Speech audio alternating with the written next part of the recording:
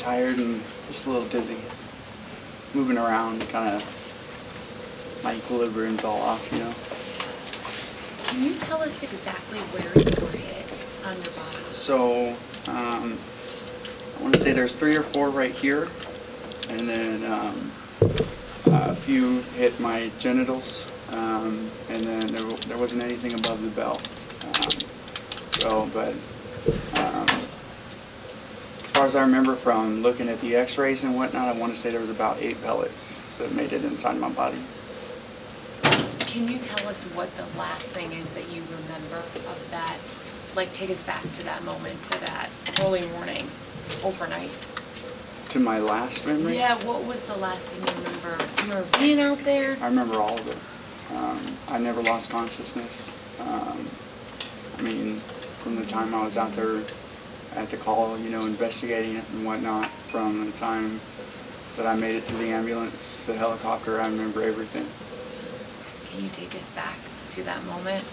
Yeah, so it was Tuesday morning, somewhere around, I think, 2:30 in the morning, and we were dispatched to a call about a man that was in distress. I've heard a couple of things about, basically, he said that he basically called a suicide hotline, saying that his dog bit him, and he had to put it down, and he was depressed about that. So he, I don't know if he was prescribed Valium, but the call slip said that he was on Valium and that he had been drinking whiskey. So pretty bad combination for someone's, you know, mental state.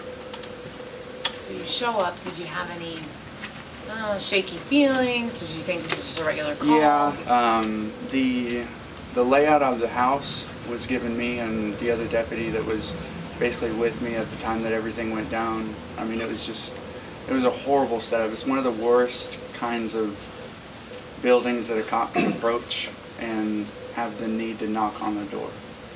Why is that? What was so strange? It's a duplex, okay. And the door is basically, if you were to imagine like this is a garage, the door is way back here, and you're basically trapped in a side yard where, I mean, you're visible through windows.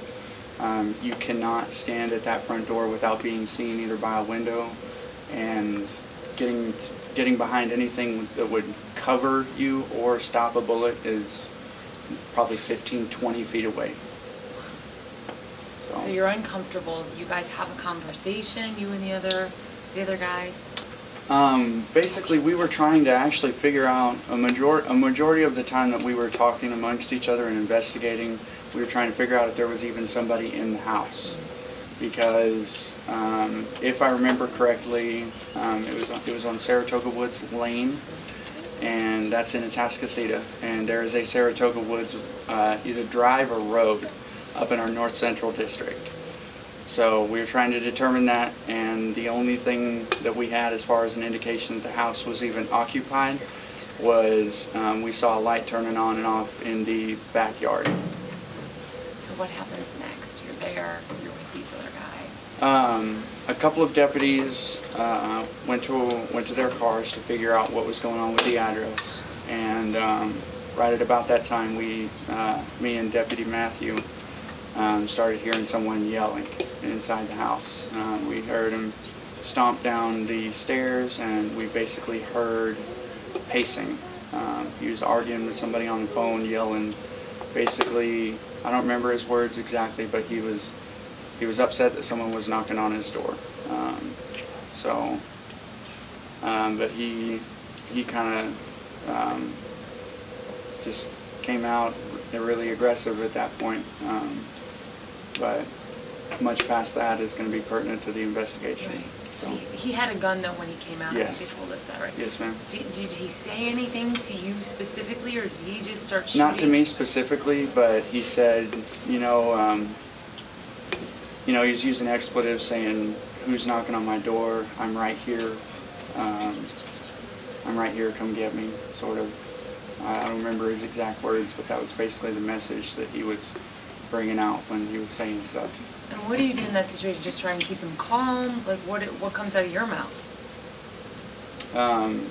Basically, my positioning and whatnot, I wasn't any part of that initially. When you saw that gun, what was going through your head? I was worried for everybody that was there. I mean, I was worried for, you know, him. I was worried for us. I was worried for everybody, because that's a dangerous situation for, you know, the cops and for him as well. So, sometimes people say it happened so fast. Other times, I feel like when you talk to officers who've been involved in shootings, they say time slowed down. What was it like for you? It happened really fast. Yeah. So you kind of felt like you were trapped in that courtyard. I mean, no place to really back out. You're backed up against the wall almost. Yeah, because of the positioning and whatnot, it was just a bad setup altogether. You know, just because of the design of the house itself. No place to really go for cover at that point. So he fires these shots. Do you have a conversation? Are you asking your deputies for help? Like, what do you do? What happens when the shots are fired? Just try to focus, you know, on staying alive and being safe for the rest of the time. You know. How do you focus on staying alive? It's pretty hard to explain. You know, just focusing on the things that you know, the things that I hold dear. You know, I mean, God for saving me. I mean, God had a hand in every single piece of the machine that contributed to me making it. You know, from, I mean, honestly, with the way the pellets are close to my femoral artery, I mean, you just twisting that shotgun shell could have been the difference of me being alive or dead, you know. From that to the tourniquet being applied, to all the deputies there that were helping me, keeping me calm, you know, telling me to not think about it whenever I was telling them, you know, to tell my wife and them that I love them, because I didn't think I was going to make it. Everybody that was comforting me, the paramedics. One of the paramedics, I remember, I don't remember whose phone it was, but I was able to use a phone to call my wife, and I told her what was happening, and I want to say it helped her to hear my voice, because she actually heard the shots when everything happened. So how did she hear the shots? We live in Atascocita as well, so. She heard the shot. She texted me, "Hey, are you okay?" I want to say I had like 5, 6 text messages, and obviously I didn't respond. So she was pretty worried. So I think it was really, really good for me to be able to, for her to hear my voice and whatnot. I think it put a little relaxation, you know. Did you talk to her on the helicopter or once you got to the hospital? That was in the ambulance. In the ambulance. And then eventually I talked to my mom on the phone at the hospital. Deputy Gaines, a lot of people have been praying for you and your recovery. Oh, yeah. What has the community support been like for you the last 6 days? It's been amazing. I mean, it's putting the battery on my phone in overdrive as far as all the Facebook messages, friend requests, everything. People, literally everybody saying, "I'm praying for you. Is there anything I can do for you?" Everything like that. And I mean, it's just important that I thank God for all of that. I thank my family for the support. I thank all the medical personnel, from, you know, the person that was out there on the street with me, putting me in the ambulance, to the life flight helicopter pilot, and the people that were back there with me with that. Everybody in the emergency room, everybody in my hospital, you know, stay, the operators, the surgeons and whatnot, everything. I mean, it's just incredible. And I mean, the support from the department too is, it's unbelievably humbling, you know, just everything. But I mean, all of that comes from God, all of it. You're still expected to do some outpatient surgeries, right? Yes, that's to remove one of the pellets that's really near it was basically almost an exit wound for all intents and purposes, but it's basically held by just the skin. It's not in the flesh anymore, it's just in my skin. So it's going to be taken out. What kind of range was he at when he fired? It was about 12 feet. So. You know, you've only been with the department a couple years, is that right? Mm-hmm. 2 years? Were you prepared for something like this? Like, how do you even prepare? I know you go through so much training and everything, but mentally there's so many elements to it. I mean, with everything like this, you know, you never know how you're going to react. And I mean, honestly, it's just, it sounds cliche, but I mean, it always gets said, falling back to my training and, you know, just basically God guiding everything, you know what I mean? No one ever wants to get shot or be in a predicament like you and several of your other deputies were in. What sort of pain are you in? And tell us about your road to recovery. So I'm able to control my pain fairly well as long as I'm not moving that leg. My leg will not move. Basically, if you look, I can move the ankle, I can bend my knee, but a majority of the pellets were here, like I said, so I can't lift at all. That's why I have the crutches. But I mean, managing it and whatnot is just kind of like anything else, getting into a routine of learning when I need to roll over so I don't ache, how much food I need to eat before I take my medicine so I don't get sick. That was a big part of what was going on after I got out of the hospital, is just trying to make it to where I can keep stuff in my stomach. You're a dad.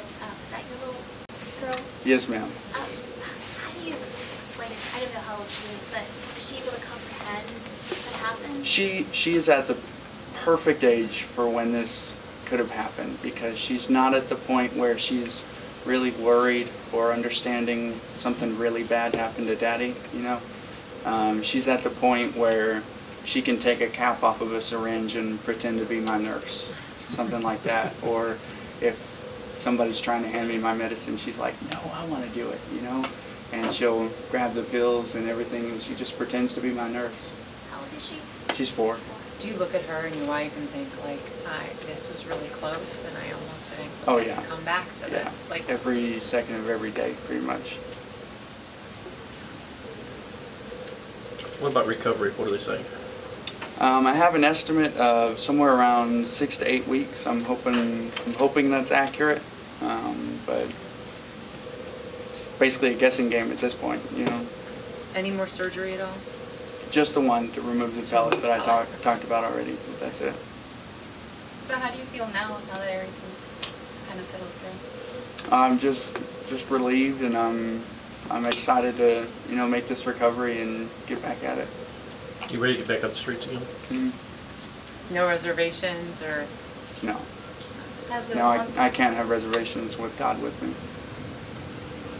Is there anything you would have done different that day? Not at all. I wouldn't change a thing.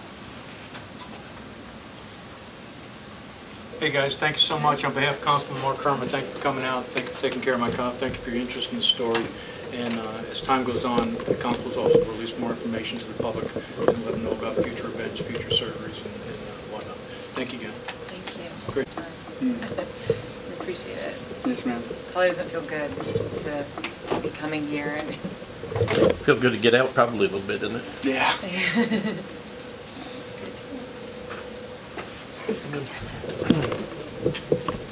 What's your daughter's name? Zoey. Yeah. She looks like you. Yeah. Do that a lot.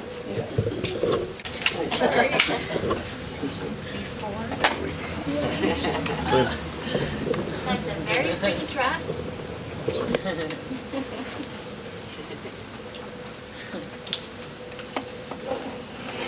Are your dad's a nurse these days? She's like, no, I don't know, you're crazy. I'm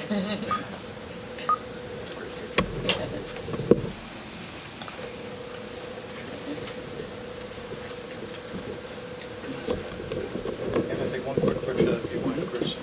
Hey Zoe, can you look up here, please? Hi Zoe. There you go, I'll take that one right there. That's a great picture with the uncle from California in the background. Right, oh, yeah, absolutely. Exactly, you gotta have that. You gotta burn me and we'll tell the California secret. Good job, Zoe.